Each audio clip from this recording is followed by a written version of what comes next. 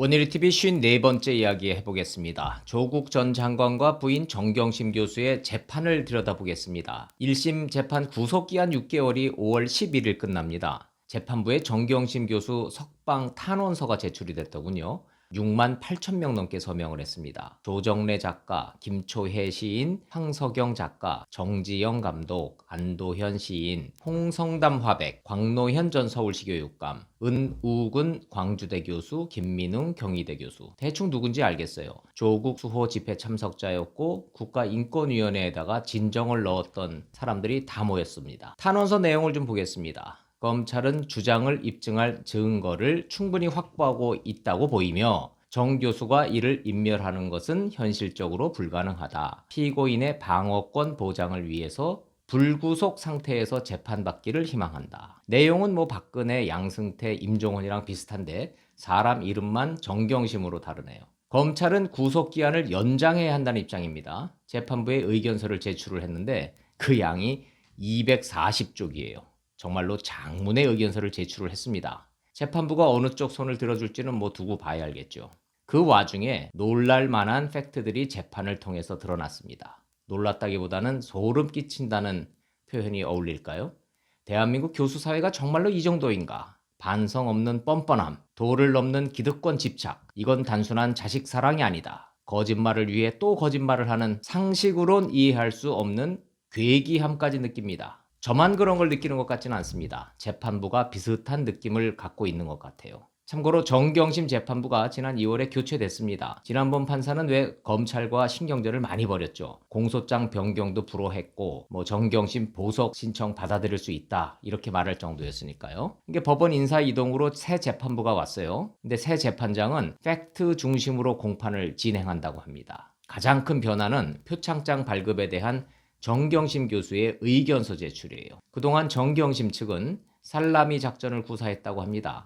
검찰이 표창장 위조에 대한 공소 내용, 그러니까 언제 어디서 누가 표창장을 위조했다 이렇게 주장을 하면 정경심과 그 변호인은 그걸 하나하나 잘라내서 아니다, 증거 있냐, 증인 있냐 이런 식으로 전체의 논점을 흐려왔다는 겁니다. 근데 판사가 그걸 쭉 듣고 있다가 알았다, 근데 다 필요 없고 싸우지들 말고 정경심 피고 본인이 표창장을 어떻게 발급받았는지 제일 잘 알 거 아닙니까? 그걸 정리해서 그럼 의견서로 제출하세요. 이렇게 요청을 했다는 거예요.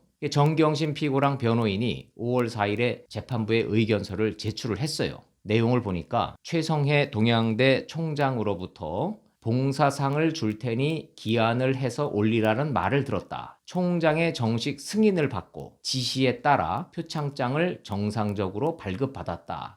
그런데 이 내용은 정경심과 조국 전 장관이 줄기차게 해온 주장과 정면으로 배치됩니다. 그동안 조국 부부의 주장은 이거였어요. 최성해 총장이 표창장 발급 권한을 부서장에게 위임해서 발급해왔다. 그래서 총장은 기억 못하는 거고 위임받은 직원이 직인을 찍어서 발급해준 거다. 이 주장이었습니다. 조국 전 장관 청문회 때 기억나시죠? 정경심 교수가 최성해 총장에게 전화를 걸잖아요. 총장님, 우리 딸애 예뻐하셨잖아요.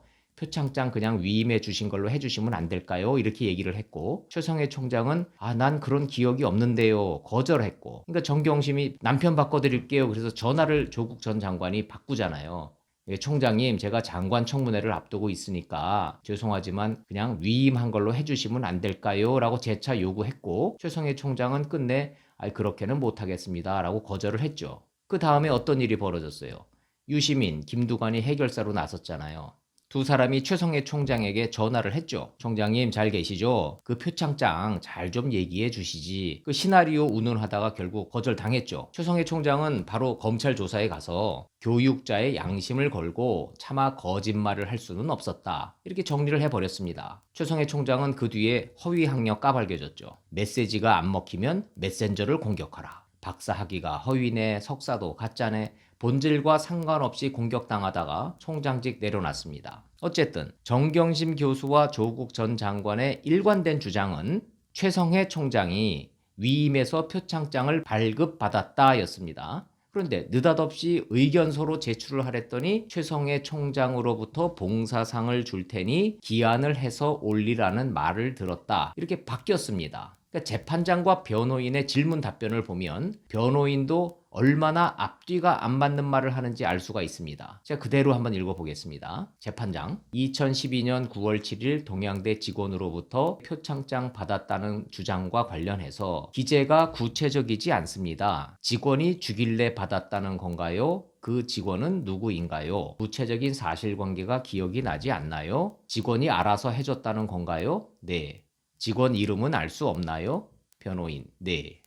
정경심 피고가 의견서에 적은 대로라면 총장이 표창장 기한을 올리라고 했다는 거 아니에요. 그래서 기한을 올렸고 직원이 발급했다는 거지 않습니까? 그럼 그 직원을 찾아서 법정에 증인으로 세우면 되는 겁니다. 문제는 그 직원이란 사람이 없어요.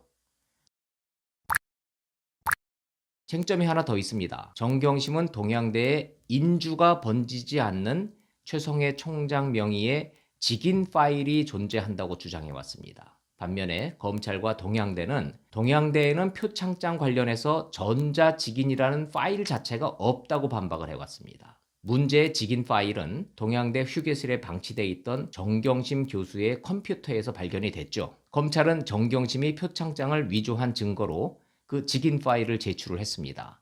그 외 영화 기생충에 나온 것처럼 직인 파일을 포토샵으로 만들어서 표창장을 위조했다 이겁니다. 재판부가 여기에 대해서 또 이렇게 묻습니다. 표창장 재발급을 다른 동양대 직원이 해줬다면서 정경심 교수가 쓰던 컴퓨터에서 직인 파일이 발견됐습니다. 왜 정 교수가 쓰던 컴퓨터에 직인 파일이 있었는지에 대한 설명이 없네요. 직원이 몰래 썼다는 건지 피고인 주장에 따르면 본인이 작업하지 않았으니 직원이 했을 거 아닙니까? 그러면 직원이 자기 컴퓨터로 했어야지 왜 피고인 컴퓨터로 직인 작업을 했는지 모르겠네요. 이렇게 질문을 하니까 정경심 변호인은 묵묵부답.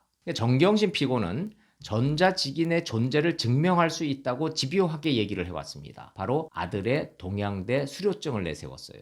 딸이 받은 표창장 말고도 아들 수료증도 받았는데 거기에는 분명 전자직인이 찍혀 있다. 총장이 기억하지 못하는 전자 파일로 찍힌 직인이 존재한다. 이 주장입니다.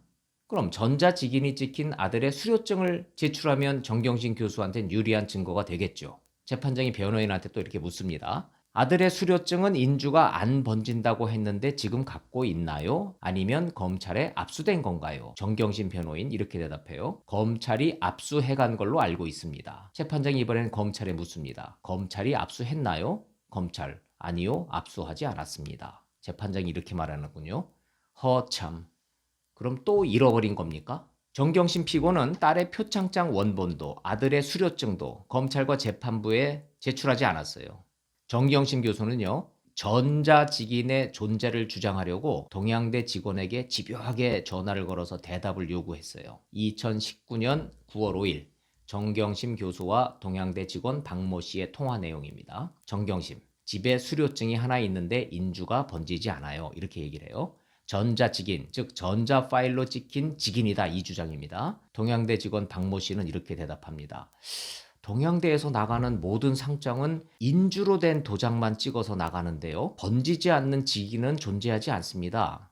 그러니까 즉 전자 파일로 찍힌 건 없습니다. 이렇게 대답을 해요. 이 직원은 정 교수의 통화가 너무나 이상해서 녹음 버튼을 눌렀고 그 통화 녹취를 검찰과 재판부에 제출을 해버렸습니다. 재판장은 마지막 질문을 이렇게 마무리하네요. 2019년 9월 5일 동양대 직원과 통화했던 당시에 수료증을 확인했을 거 아닙니까? 그런데 또 잃어버렸다 그 얘기입니까? 아휴, 나중에 얘기합시다 그 부분은.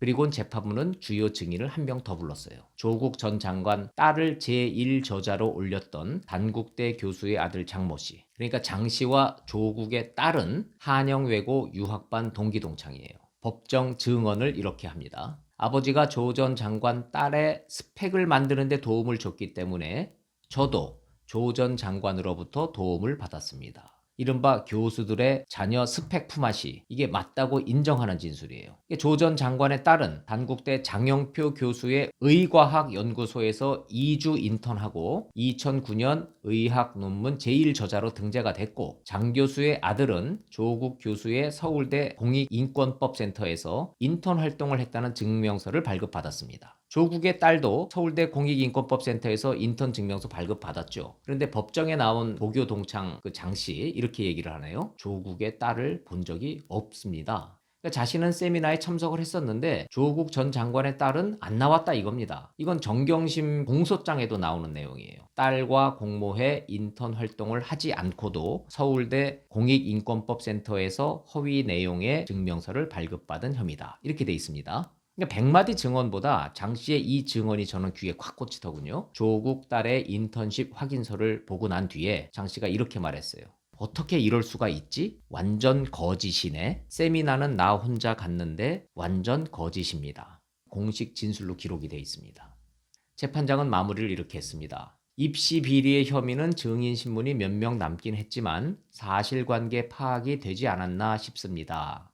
이 말이 의미심장하죠. 판사가 야 이게 유죄 확증 심증을 갖고 있구나 마음 먹었나 보다 이럴 수 있지 않습니까? 그 재판장이 아차 싶었는지 바로 해명을 합니다. 사실관계가 확인됐다는 것이 유무죄 판단을 끝냈다는 것은 아닙니다. 예단하지 마라 미리 선을 그었는데 재판장은 마음속에서 이렇게 생각할 겁니다. 아 이거 정경심이 또 거짓말하는데 저것도 거짓말인데 이게 원래 거짓말이라는 게 한번 시작하면 계속하게 돼 있죠. 근데 거짓말을 계속 하다 보면 앞뒤 논리가 안 맞으니까 어느 순간에 탁 막히게 돼 있습니다. 그럼 내려놓고 죄송합니다. 이래야 되는데 정경심 교수는 그럴 생각이 없어 보입니다. 표창장 위조 말고도 사모펀드, 입시부정, 업무방해 등등 정경심 피고의 혐의는 15개입니다. 하나하나가 전부 다 실형감이래요. 변호인과 탄원인들은 석방을 요구합니다. 인권 탄압이래요. 인권 탄압. 뭐가 인권 탄압인지에 대해서는 애매모호하지만 정경심 피고가 인권 탄압을 받고 있답니다. 다음 주부터는 조국 전 장관도 함께 재판정에 섭니다. 부부가 함께 재판받는 모습 보이기 싫다더니 재판이 불리하게 진행된다 싶은지 조국 전 장관도 적극 재판에 응하기로 했답니다. 이 법적인 판단은 재판부가 알아서 할 일이고 구속기간 연장 여부 역시 판사가 결정을 하겠죠. 그런데 궁금하긴 합니다. 조국 부부는 모든 혐의에 대해서 완전 무죄를 주장하고 있고 검찰은 완전 유죄, 중형을 예고하고 있으니까 이것처럼 뭐 아니면 도식의 재판 참으로 이례적입니다. 법을 떠나서 조국 부부의 재판을 바라보면서 이런 생각을 해봅니다. 도대체 어디부터 잘못된 걸까? 이 땅의 지성인으로서 자식 잘 되라고 기도하는 부모로서 저들은 정말 잘못이 없다고 믿는 걸까? 잘못이 없다고 우길 수밖에 없어서 저러는 걸까? 또 저들이 무죄라고 주장하는 사람들의 도덕적 기준은 도대체 뭘까? 대다수 국민은 정말 이 상황을 어떻게 생각할까? 많은 궁금증이 꼬리를 뭅니다. 정경심과 조국의 재판은 여름쯤 마무리될 전망이라고 합니다. 앞으로도 지켜볼 대목이 많습니다. 원일이 TV 마칩니다. 고맙습니다.